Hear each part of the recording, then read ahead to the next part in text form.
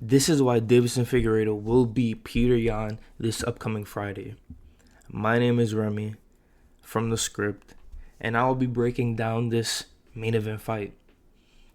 People are saying that the winner of this fight should be next for the title. I'm not sure about that. You do have Sean O'Malley. As much as, it makes more sense to give one of these two a title shot.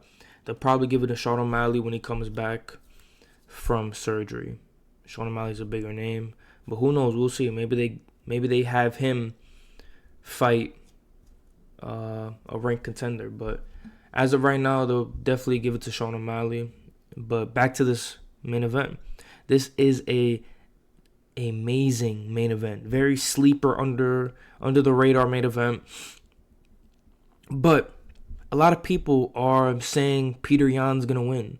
Petr Yan's gonna destroy Merab. He's gonna KO Merab. I'm seeing it all under these videos and just people I'm seeing on social media. They just don't believe in Deiveson Figueiredo, and I'm just here to tell you that is just not true. Deiveson Figueiredo, I feel like, is being very overlooked, and this is why I believe that. People thought that Yan would fly through Aljo. People thought that Yan would fly through Merab. Just think about it. Petr Yan has amazing takedown defense. Petr Yan has just amazing takedown defense. Petr Yan is just that guy when it comes to defense. He's never been finished. He's a tough opponent.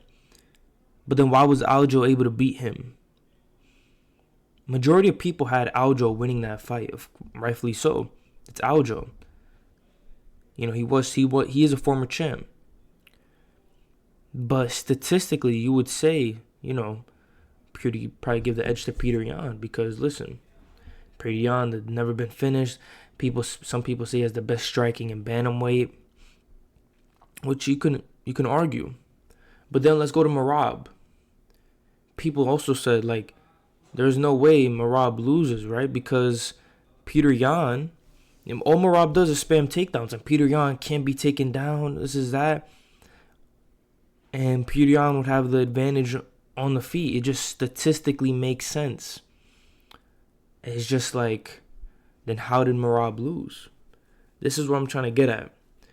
Statistically, yeah, oh my gosh, Petr Yan, takedown defense is amazing, and he has the advantage on the feet, but then how did he not beat Merab? And I feel like it was the same thing. A lot of people are I'm not saying Petr Yan isn't that guy. I'm just saying don't count out Deiveson Figueiredo. And listen, Petr Yan, I thought he was older. He's only 31. And I feel like in every fight recently, it seems like he's slowing down. On the other hand, you have Deiveson Figueiredo. He's 37. He's 37 and he fights like if he's 30. I'm telling you, there must be something in the Brazilian genes, man. But he does fight like he's 30.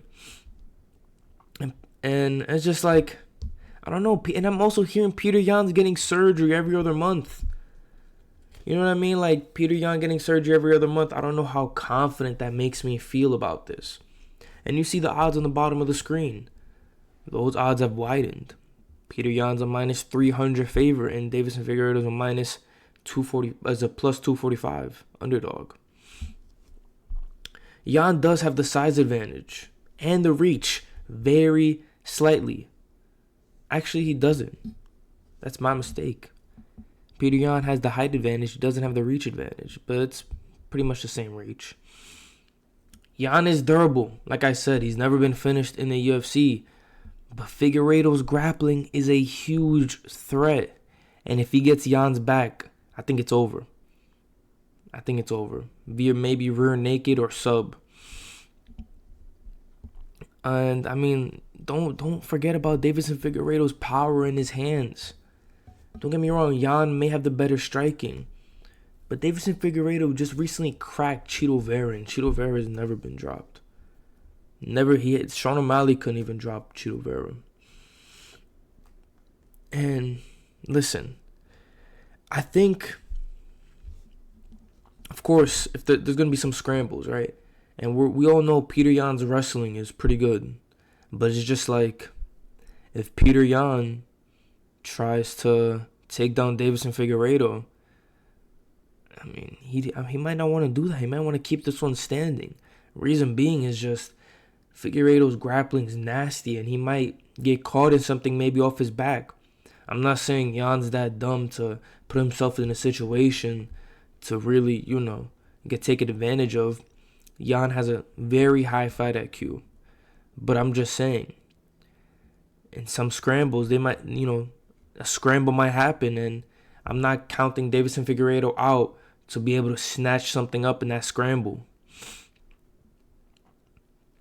And listen, Yan does have good power, but when was the last time he finished an opponent? We're talking about Petr Yan striking like he's knocking everybody out. He isn't like a Pereira. He hasn't knocked anybody out in a little minute. I believe since 2020. Deiveson Figueiredo's been finishing people, I believe his last finish was on Cody Garbrandt. And Cody Garbrandt's another good striker. He doesn't have the wrestling like Petr Yan, but all I'm saying is I don't believe Deiveson Figueiredo should be an underdog in this fight. I believe the odds would have been closer. And I just can't count them out. But that's why I believe Deiveson Figueiredo will knock out Petr Yan. I'm Remy from the script. I just gave you guys the script on this main event. Hopefully I'm right. If I'm not, I'm going to get a whole bunch of backlash. Don't get me wrong. I wouldn't be surprised if Petr Yan won this. He's durable, and he does have the advantage in the striking. But Deiveson Figueiredo has an underrated chin.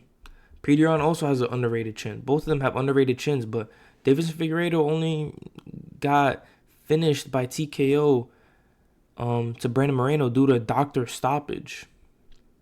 I'm not really sure if I don't really know. And we've seen Yan's power fade away, I guess, throughout the years. So I'm just not as confident in Yan to get this one done.